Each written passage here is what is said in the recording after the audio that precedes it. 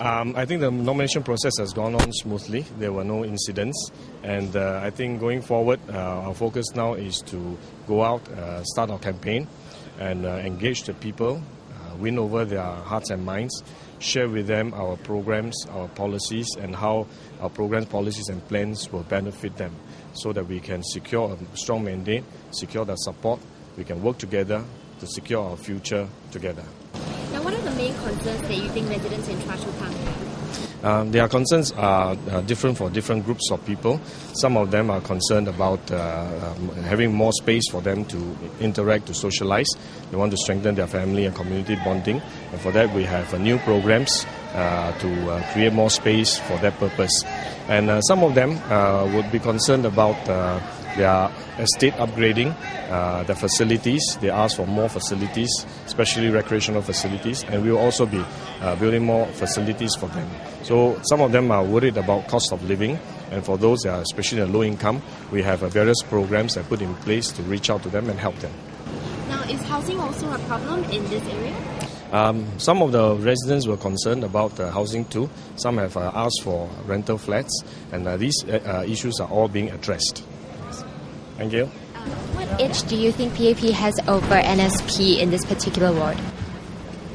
Well, it's not so much about the edge or the differences between the parties. I think for the PAP, I think we have the advantage of having a track record in Chua Chu Kang. But we are not taking it for granted. I think at the end of the day, I think what's important is how we serve our residents and voters. I think we just have to keep focus on our plan, on the policies that the government has, as well as the local social programs and infrastructure programs that we've laid out. So for us, we will remain focused on the mission at hand, which is to win the hearts and minds of voters in Chua Chu Kang. And I think at least I think for us the advantage is a track record. It's not just about ideology or philosophies or certain critics on government policies, but really about implementing on the ground, having the services, having the networks, and having all the backup resources that we have to deliver on our promises. How do you respond to some of the policy issues that you're going to bring out, such as manpower and to a large extent, I think the government position has been quite clear on some of those. But I think at the ground level, it's how we work with residents to mitigate some of the issues. I understand that there will always be some who fall through the cracks. There will be some who will need more help, and I think that's where, as PAP candidates or as PAP MPs, we bring together the expertise, experience to be able to help, and in addition to that, also the softer aspects. I mean, for example, networks into organizations who could be willing to help with scholarships, bursaries, or even funds to help the needy. And we have pretty good group of supporters who are willing to back us up on those. But ultimately, I think there are already programs. If you look at our manifesto and our town council plans, we've already laid out the large projects and the upgrading projects for the constituency. But it's not so much about the hardware infrastructure. It's about how we engage the ground. And I think over the next 5 years, we're not taking this for granted. I think I'm happy that we have a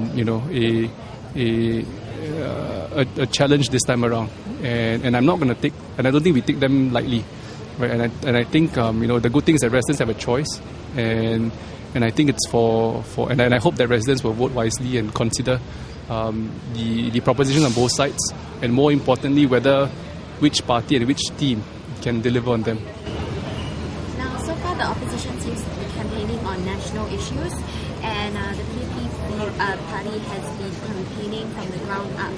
Do you think that is the thing that will swing the vote? I think at the end of the day, it's two different approaches. Different parties have got different strategies. We've taken a ground-up approach because, as I mentioned, we are pretty much incumbents on the ground. So we understand the ground, and as always, incumbents have a slight advantage over that, undoubtedly. But nonetheless, we've been in Parliament, so we've been also talking and discussing on national issues as well. So we can take it at both levels. But at this point, I think we just want to give assurance to residents of Chua Chu Kang that their votes matter, and therefore it's a lot of the feeling on the ground that I need to win over, and it's something we have worked on over the last 5 years. It's not something just over the last 2-3 months, but a bond that's been built over the last 5 years, and I think it's important that we continue the work that we've done. It's all up to the voters. We put ourselves forward for the service, and we have been working very hard, and we have served them sincerely. So it's up to them to decide. And I would want to wait till May 7. Then we will see what is the box like. Feedback from feedback from the ground is okay. It's okay. It is good, and people proactively come forward to serve. To help us as the volunteer, and as Cento also we get it all from the ground, which is very good. Compared to the last 2 or 6 elections. If I'm a resident, then I want to ask, why should I vote for NSP? Why should you vote for NSP? Then it is up to the residents to think, because we have our manifesto out, and we are champions for the GST. I think the government say that the GST will not go up for the next 5 years, from 7 to 10. But we are not interested whether the GST is going up. People on the ground are not interested whether the GST is going up from 7 to 10. They are more interested that, were we going to cut our GST? And the NSP's position, it is, the GST should cut down from 7 to 5, which is, our principle is very simple. It is, the GST is taxing the poor, to benefit the rich. That is what our stand, and we will leave it to the PAPs to come back to us that to say that they are taxing the rich and benefit the poor. 我觉得有那个奖学金，我必须要为整个新加坡谋福利，而不是任何一个政党。所以我对这一边还是那一边，我自己本身不觉得有什么分别。那为什么会到蔡寿刚这边来？这边什么特别的？其实基本上主要是为了避免三角战，所以我们那时候离开了那个蒙边卡朗啊，这样当时这里并没有其他的政党表示会来竞选。Is this a tough war to actually contest in? Well, I guess it's more difficult to say because it's mostly made up of Hong Kong GRC, which hasn't seen contest for 2 elections. So yeah, it's a tough call actually. Yeah, So but were we'll. you slightly reluctant to let go of Roman Kalang? Well, actually, to me, what we wish to campaign on is actually national issues. I feel that really this time around there are a lot of national policies that affect all Singaporeans regardless of where they stay in. So which GRC it is wasn't really that important.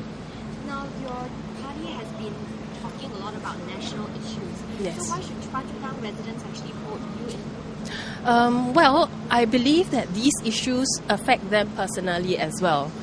So if they want to see changes in government policies, then they should vote us in. And which issues would they be? Okay, we are primarily campaigning on employment opportunities for Singaporeans as well as housing costs. Those are the 2 main thrusts.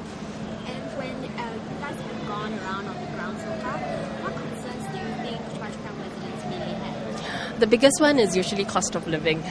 Yeah, which actually these 2 issues, employment as well as housing price, would have an impact on, especially for employments. For cost of living, a lot of some parts of it is unavoidable because of global raw material prices and oil prices, etc., going up. We can't control that. So the only way to help the people to cope with higher cost of living is to improve their wages. And that means what can we do to our employment situation to make sure that our people's wages can grow to more than make up for the rise in cost of living.